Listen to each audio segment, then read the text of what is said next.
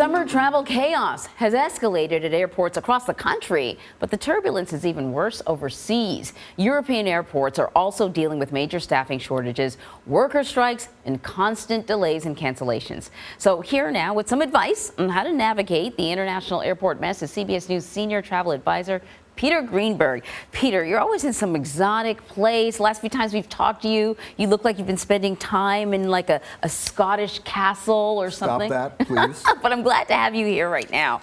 So listen, we have talked about the problems plaguing the domestic airline industry, but is it the same thing happening overseas as well? It's the same plus, and the reason for that is it's not just a pilot shortage, it's a worker shortage. Passport control officers, immigration officers, security checkpoint officers, counter and gate agents, and the waits at these airports is outrageous. I was at the Lisbon airport recently, about 15 different passport control desks, only 2 manned, and thousands of people coming in, and the wait was between 4 and 5 hours just to clear passport control to get into Portugal. No. Oh no, this is happening all around. Yeah. That is outrageous, and it makes the problems here seem like nothing, like hiccups. Right. So if you take a look at the airports that are hit, there's Dublin in Ireland. People are getting there at 2:30 in the morning for their morning flights and waiting for 3 hours in the streets. They can't even get into the terminal. I mentioned Lisbon, Frankfurt, Gatwick and Heathrow in London, and then of course Amsterdam and Schiphol. So are the airports implementing any sort of policies to sort of ease this? Well, they're doing a sort of triage in terms of number of flights, and then it gets worse. So Gatwick's cut 1,000 flights from their schedule. British Airways literally 2 days ago took 10,300 flights off the schedule for the entire summer. Wow. But that brings it up to 30,000 flights that they've basically taken off the schedule in just the last couple of weeks. The poster child for this one, though, is Amsterdam Schiphol. They tried to limit the number of people allowed in the terminal at any one time. That didn't work. Then they asked the airlines to cut their flights voluntarily. That didn't work. So they've now instituted a rule, unprecedented. They're now forbidding airlines to sell any more tickets anywhere into or out of Amsterdam between now and the end of this month. Wow. That's in the middle of summer. That's never happened. Yeah, and Amsterdam, as I recall, is a pretty big hub, I think, for a lot of flights.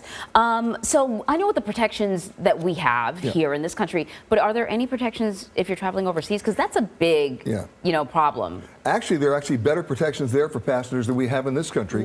It's a European Union rule called EC 261. A lot of Europeans know about it. Most Americans don't. But if you're flying either to or through Europe, what it means is if your flight is delayed or canceled, you're going to get a check for up to 600 euros immediately, and if your flight is canceled, they'll put you in a hotel. Now, obviously, the airlines are not exactly volunteering this information, but it is a European Union rule, and they have to play by the rules, and so you have to know that. If you're flying to or through Europe, you can invoke it. Just make sure you mention it to the airline. 600 euros, not bad, though the euro is not what it used to be, but, I take it.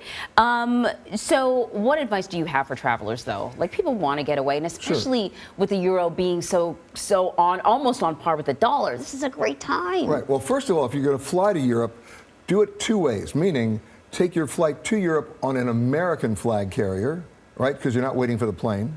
And on the way back, take the European flag carrier. Because of all those planes that I just mentioned, the flights that were canceled, the ones that they're canceling are short-haul flights. They're not the long-haul flights. Okay. Now, you mentioned the euro. Best time to be there now because it's on a par almost of the dollar. The dollar is at its strongest against many foreign currencies in the last 20 years. That's including the Turkish lira, that's including the South African rand, the Argentinian peso. If you were to go to Turkey right now, it would cost you 38% less than last year. I like that. Yeah. But will I get 38% more headaches? No, actually no. Here's the thing. It's not the airfare or the hotel rates. It's goods and services that the locals buy. A cab ride, a meal, a tube of toothpaste. They can't adjust those rates. I went shopping the other day in Turkey, and I just bought what I would normally buy at a store here in New York. Yeah.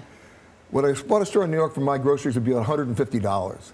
In Turkey, $14. Oh, you can't beat that. Listen, I'll take a little delay at the airport for that. Peter Greenberg, thank you very much. You got it.